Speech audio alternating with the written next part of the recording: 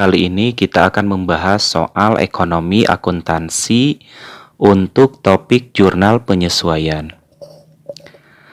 Soalnya, pada tanggal 1 Oktober, perusahaan melakukan pembayaran asuransi dan dalam jurnal dicatat sebagai beban asuransi sebesar Rp4.800.000.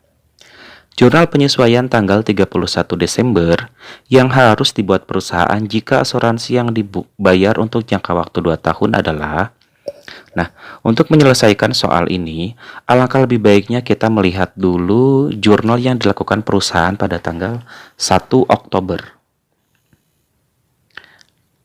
Nah, untuk jurnal pada tanggal 1 Oktober, kita bisa menggunakan pendekatan harta maupun pendekatan beban untuk mencatat transaksi ini.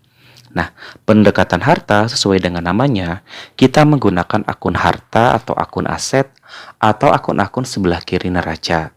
Sehingga atas pembayaran asuransi ini, kita catat sebagai asuransi dibayar di muka terhadap kas sebesar Rp4.800.000.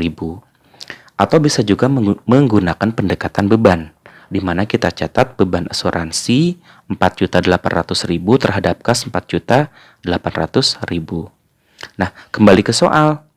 Pada soal dinyatakan bahwa jurnal dicatat sebagai beban asuransi sebesar Rp4.800.000. Artinya apa? Artinya perusahaan menggunakan pendekatan beban di sini. Jadi tidak menggunakan pendekatan harta. Nah, oke. Seperti ini jurnal pada tanggal 1 Oktober, bisa dipahami. Kemudian kita menghitung beban asuransi setiap bulan. Nah, karena ini ada 2 tahun, ada 24 bulan, maka kita menggunakan 1/24 dikalikan Rp4.800.000, yaitu Rp200.000 per bulan. Nah, ini beban yang sebenarnya harus diakui setiap bulan. Nah, karena transaksi ini dilakukan pada tanggal 1 Oktober, kemudian akan kita sesuaikan sampai 31 Desember, artinya ada perusahaan menggunakan 3 bulan asuransi tersebut, sehingga 3 kali 200.000 sama dengan 600.000. Nah, 600.000 inilah yang merupakan beban yang hanya boleh diakui pada tahun tersebut. Sehingga efeknya apa? Sehingga efeknya beban asuransi itu harus kita sesuaikan.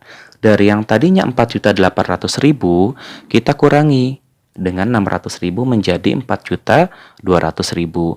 Nah, itulah nilai pengurang atau nilai beban asuransi yang harus dikreditkan pada jurnal penyesuaian.